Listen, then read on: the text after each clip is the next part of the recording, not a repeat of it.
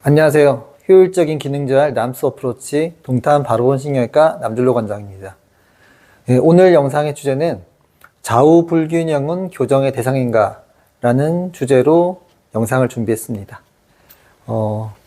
많은 분들이 이제 좌우 비대칭에 대해서 대칭을 만들어야 된다는 생각을 하시는 것 같아요. 그래서 그 부분에 대해서 좀 편견을 좀 깨드리고자 영상을 준비했습니다.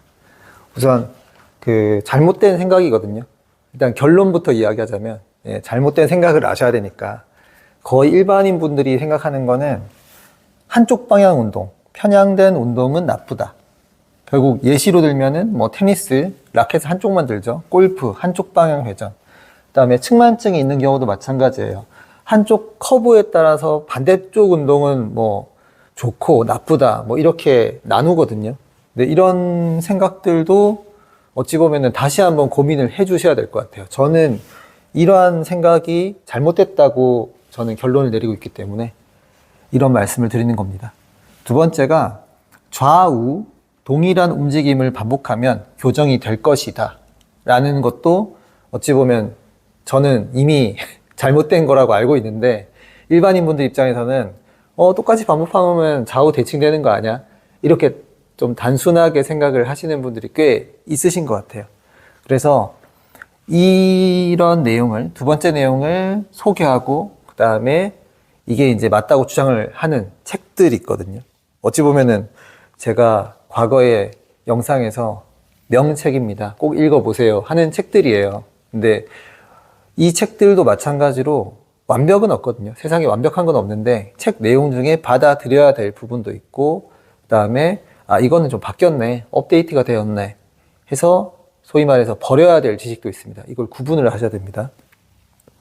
1번 보시면은 이제 MIS, 운동계 손상증후군, 무브먼트 임페어먼트 신드롬 이렇게 이야기하죠.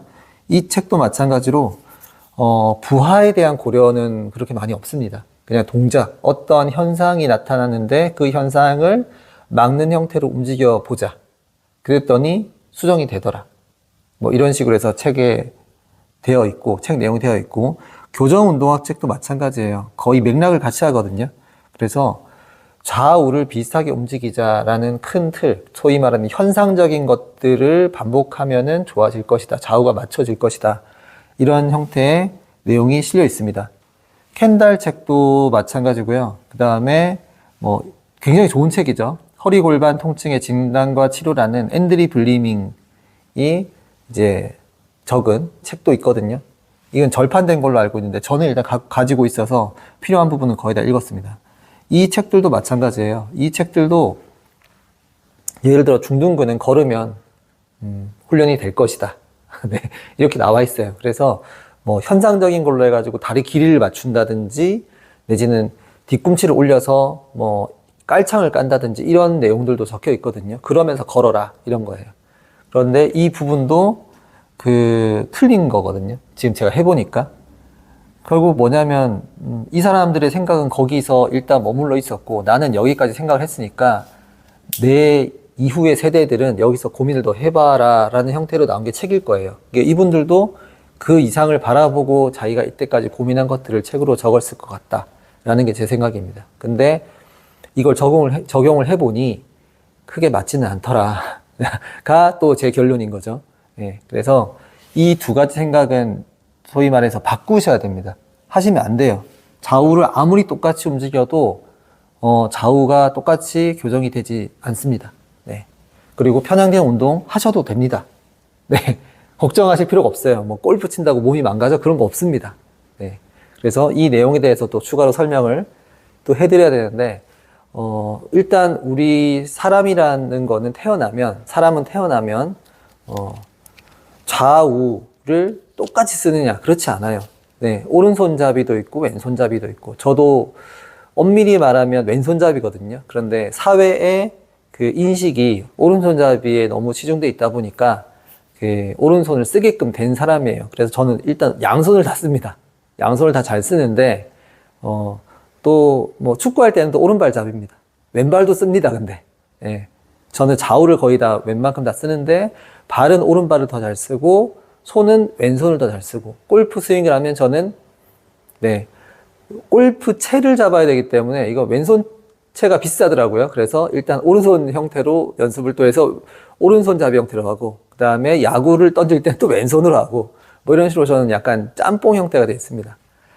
예, 말이 좀 딴 데로 샜는데, 결과적으로 저는 뭐 이렇게 양손을 좌우를 다 잘 쓴다 라는 형태로 되어 있지만, 일반적인 분들은 오른손을 더 우세하게 쓴다, 내지는 오른발을 더 우세하게 쓴다, 이런 형태로 뭔가 조금 잘 쓰는 손발이 정해집니다.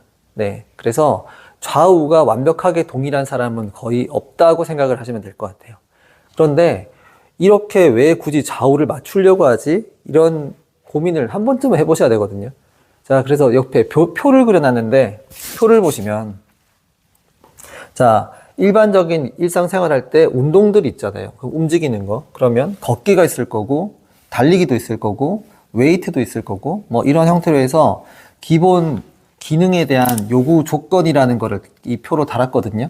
그런데 걷기는 달리기보다는 부하가 낮은 동작이죠. 그 다음에 달리기보다는 무게를 드는 웨이트가 조금 더 요구사항이 높은 운동이 된다고 생각을 하시면 될 것 같아요. 그리고 아래쪽은 좌우거든요.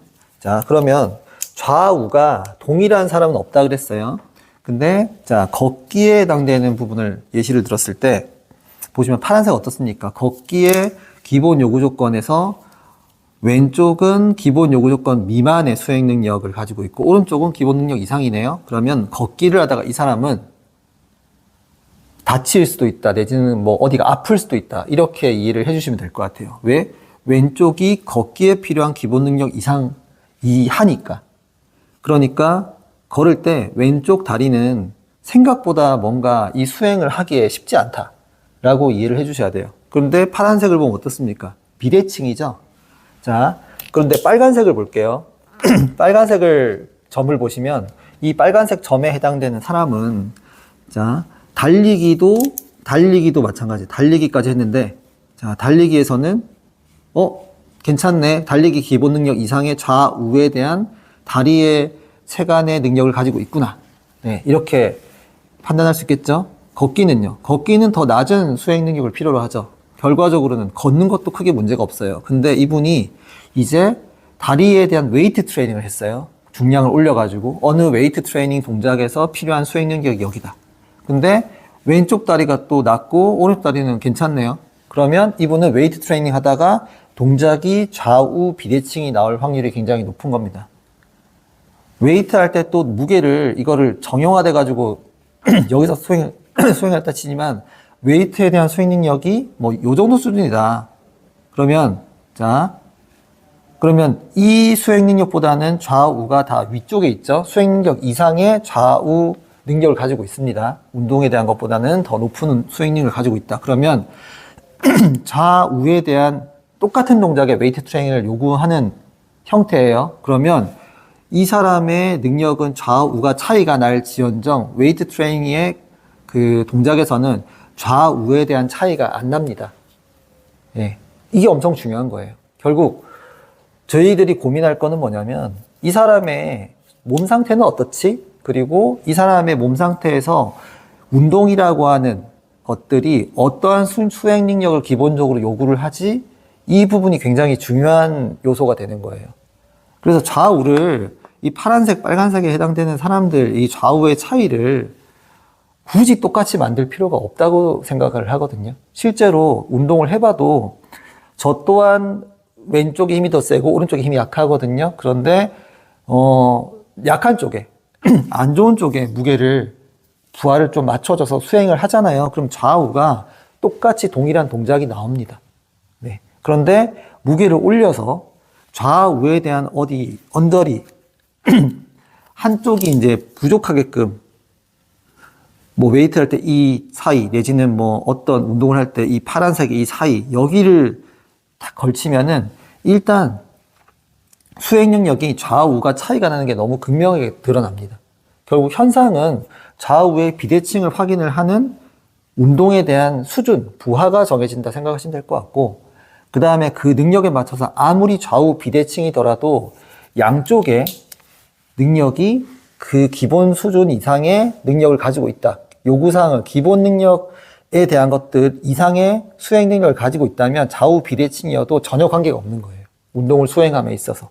결국 저는 편향된 운동을 그래서 하라고, 상관없다고 하시라고, 대신 뭘 만들어 놓으시냐, 테니스, 골프, 뭐 여러 운동을 하기 위한 그 운동의 수준이 있어요. 수준, 기본 수준 이상의 좌우의 능력을 만들어 달라고 하는 겁니다. 그리고 좌우 동일한 움직임을 반복하면 교정이 되냐, 굳이 교정을 할 이유가 없습니다. 왜냐하면 내가 능력을 가진 형태로, 내가 가진 능력 안에서 좌우에 대한 기본 능력이 뭔가 만들어지면 좌우 차이가 나더라도 결국에는 소위 좌우 대칭에 대한 운동을 하고 싶어, 좌우 대칭이 나오고요. 비대칭의 운동을 하고 싶어, 그 비대칭에서 굉장히 효율적인 형태의 동작이 나옵니다. 그래서 스포츠 영역으로 들어가면 이 내용이 그대로 적용되는 거예요. 자, 쇼트트랙을 하면 한쪽 방향을 돌죠. 그러면 그 방향에 맞춰서 근육이 발달을 해요. 근데 그분들도 아플 수 있거든요. 왜? 훈련을 그것만 하다 보면 기본 능력 이하로 몸이 망가져 버릴 수도 있으니까. 그래서 저는 항상 기본 능력을 갖춰달라. 그게 제일 중요한 거다. 그래서 기본 능력을 어느 정도 수준까지는 내가 하고 싶은 운동을 할 수 있을 정도는 만들어 달라고 요청을 드리는 겁니다. 그래서 굳이 좌우 불균형을 꼭 좌우를 맞추겠다라는 생각은 하지 않으셨으면 좋겠고, 내가 가진 능력에서 내가 하고 싶은 운동 동작이 있어. 그러면 그 운동 동작을 하기 위한 기본 능력을 끌어올려주기 위한 노력을 하시면 참 좋을 것 같습니다. 모두가 건강하셨으면 좋겠습니다. 이상으로 동탄 바로본식외과 남준로 원장이었습니다. 감사합니다.